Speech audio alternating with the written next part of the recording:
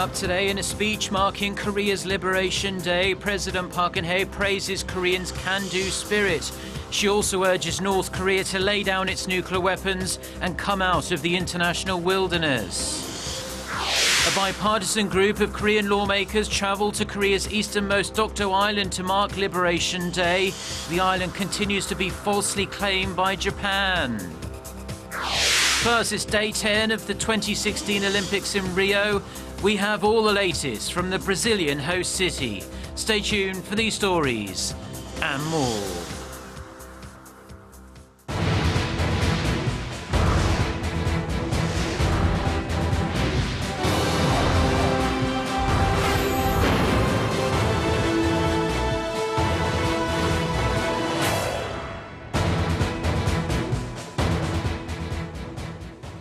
Hello to our viewers around the world. It's 6 a.m. on Tuesday, August 16th here in Seoul. Thank you for joining us. I'm Mark Broom. Our top story this morning, President Park Geun-hye on Monday marked the 71st anniversary of Korea's liberation from Japan's colonial rule. Speaking to the nation, she sent a strong message of hope. President Park also touched upon urgent domestic economic issues and the threats posed by North Korea. Song Ji-son starts us off. President Park highlighted Koreans' can-do spirit, which she said has taken the country to where it is now after overcoming all the odds over the past 7 decades. After all, Korea has gone from being a country with a per GDP capita of just $67 to the world's 11th largest economy. In her Liberation Day speech on Monday, President Park also said Korea can once again tackle outstanding challenges through reforms and new growth engines. 우리는 해낼 수 있는 저력을 갖고 있습니다. 할 수 있다는 신념과 긍지를 토대로 우리 앞에 놓여 있는 변화와 개혁의 과제를 완수해내고 다시 한번 힘차게 도약의 미래로 나아갑시다. The president also called on Pyongyang to fulfill its role and responsibility in the international community and urged the North to immediately stop developing weapons of mass destruction, end its nuclear program, and halt its provocations. 진정한 광복은 8천만 민족 모두가 자유와 인권을 누리며 더 이상 이산의 아픔과 고통이 없는 통일 대한민국을 만드는 것이고 그것이 우리에게 주어진 역사적 과업이라고 믿습니다. President Park invited Pyongyang to join Seoul's efforts toward unification, saying it will provide North Koreans with equal opportunities and the right to pursue happiness. She also noted that Seoul will provide a path to peace and mutual prosperity should Pyongyang make the right choice. Song Ji-son, Arirang News. Now, rival party lawmakers also marked Liberation Day with a variety of different events. A number joined President Park at the ceremony in Seoul, while several others made the short helicopter trip to Korea's easternmost islands of Dokdo. Our Ji Myung-gil has a rundown of their activities. 10 ruling and opposition party lawmakers traveled to Korea's easternmost islets of Dokdo on Monday to mark the 71st anniversary of Liberation Day.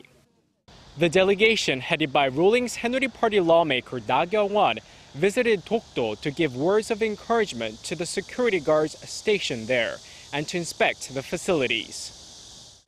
It is the first trip by Korean lawmakers since 2013, when another group made the trip. No one can deny that Dokdo is our sovereign territory. Japan's preposterous claims only toughen our resolve. The visit comes despite a formal protest from Japan's foreign ministry and its embassy in Seoul.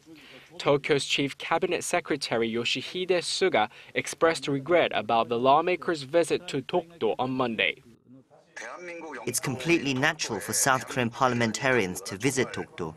It's South Korean territory, and it's disrespectful for the Japanese Foreign Ministry to tell us not to go. In light of Japan's latest claim to Dokdo earlier this month, Seoul's Foreign Ministry said it again made clear to Tokyo that Dokdo is Korea's territory geographically, historically, and by international law. Back in the capital city, the leaders of Korea's 4 main political parties attended a Liberation Day ceremony at the Sejong Center for the Performing Arts in Seoul. Ji Myung-gil, Arirang News. August 15th is also the anniversary of Japan's surrender in World War II. Some Japanese politicians chose to mark the occasion by paying their respects at the controversial Yasukuni Shrine, honouring more than a dozen Class A war criminals. Our Park Ji-won has more on that and the Korean government's response. Marking the 71st anniversary of Japan's surrender in World War II, Japanese Prime Minister Shinzo Abe sent a ritual donation to the controversial Yasukuni Shrine instead of visiting in person.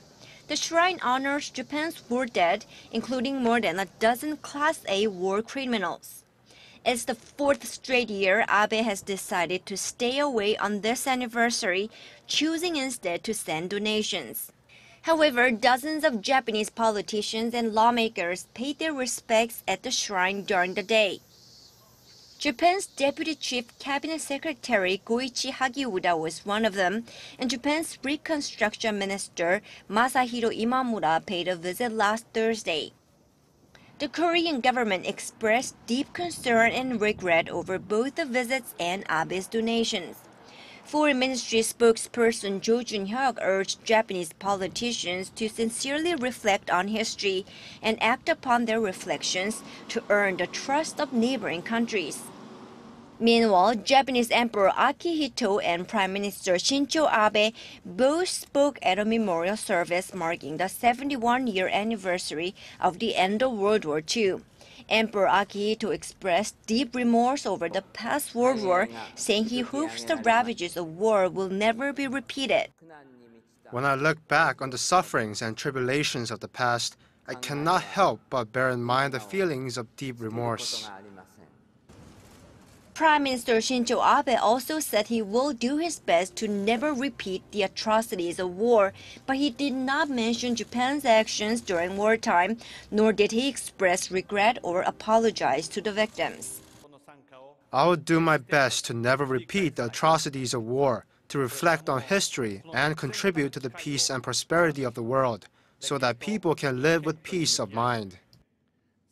On this day back in 1945, Japan declared its surrender, which ended the Second World War, but the psychological trauma and physical damage to neighboring countries, including Korea and China, still run deep, even more than 7 decades later. Park Ji-won, Arirang News.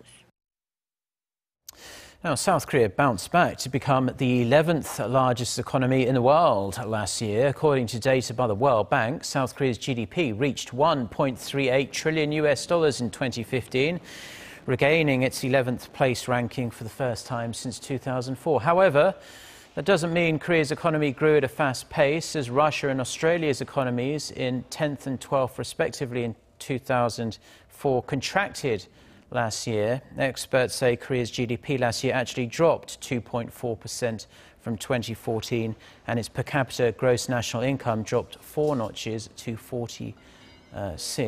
The US topped the GDP list with almost $18 trillion, followed by China, Japan, Germany, and Britain.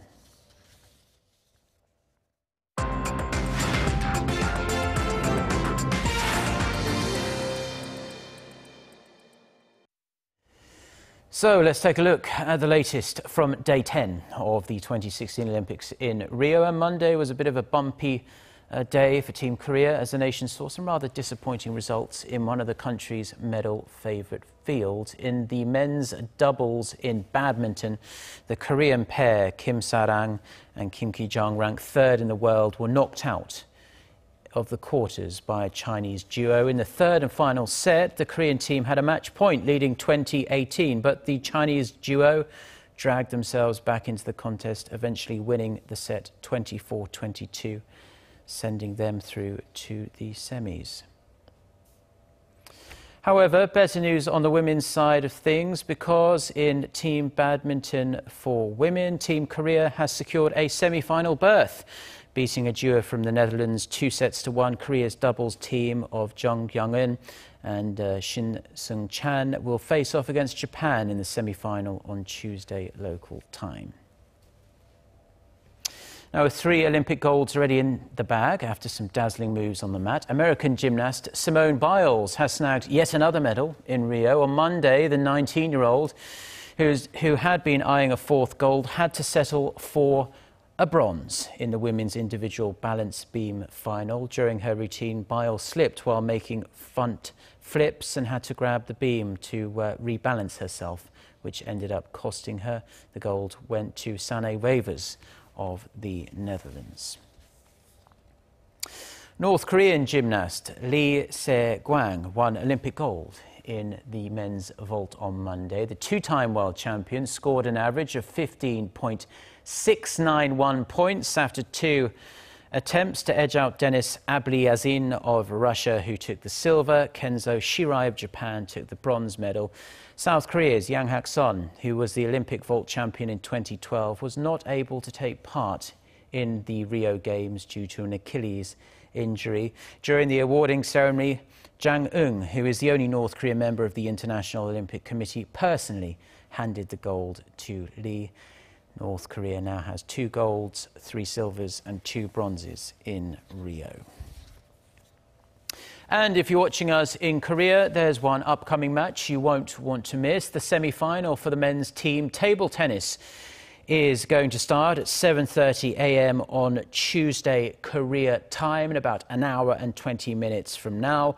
Team Korea's Jung Yang-sik, Lee Sang-soo and Ju Se-hyuk will take on the powerful Chinese trio, though Korea is considered a medal favourite in the field, playing against the 2012 Olympic champions. Also with the world #1 table tennis player Ma Long will be a tough task, but one they'll need to win if they want a shot at gold. With that, let's take a look at the current medal standings and the upcoming events to look out for.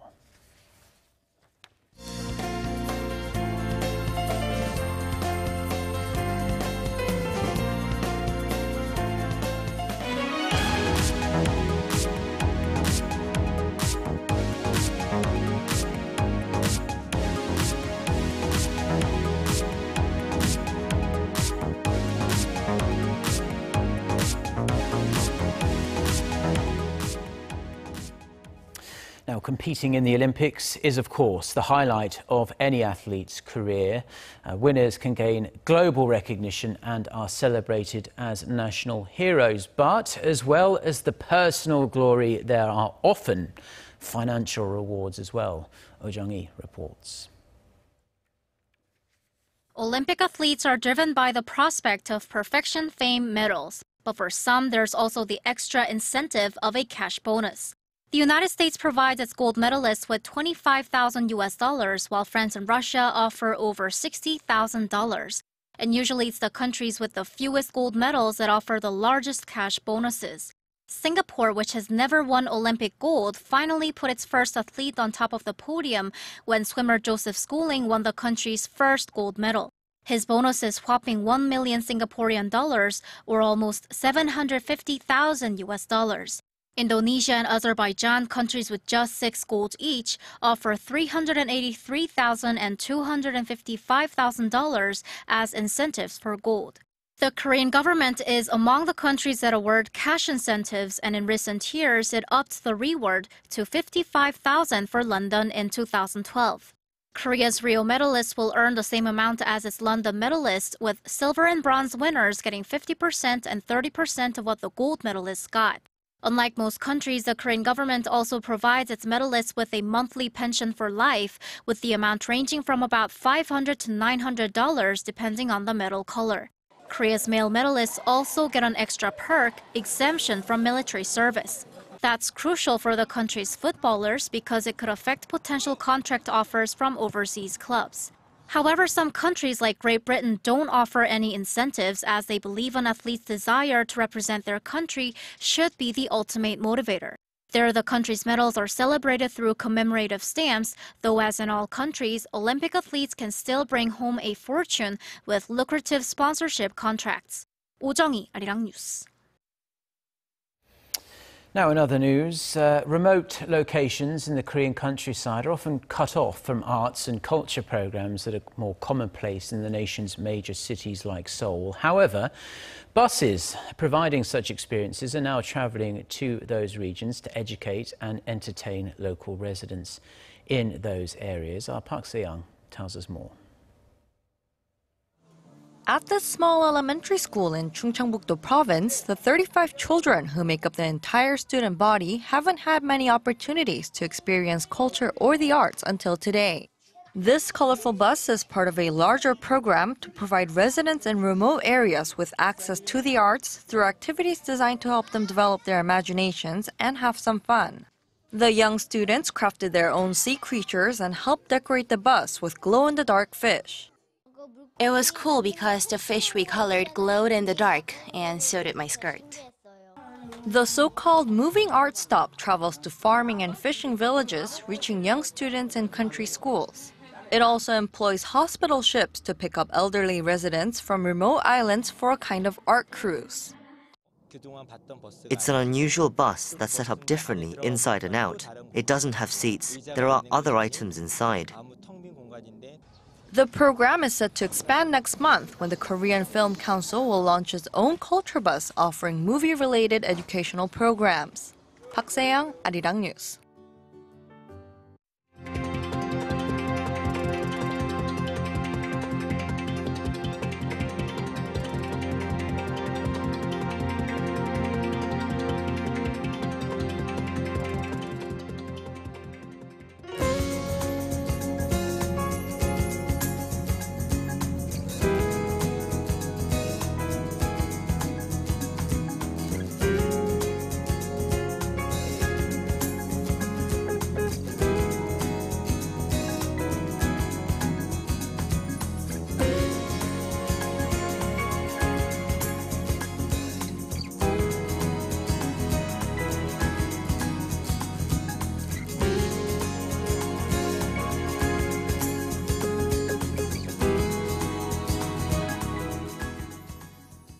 Well, that's all we have for now on this Tuesday morning here in Seoul. I'm Mark Broom. Thank you as always for watching. We'll be back throughout the day with more newscasts. Our next scheduled bulletin coming up at 10 a.m. Korea time. So until then, goodbye.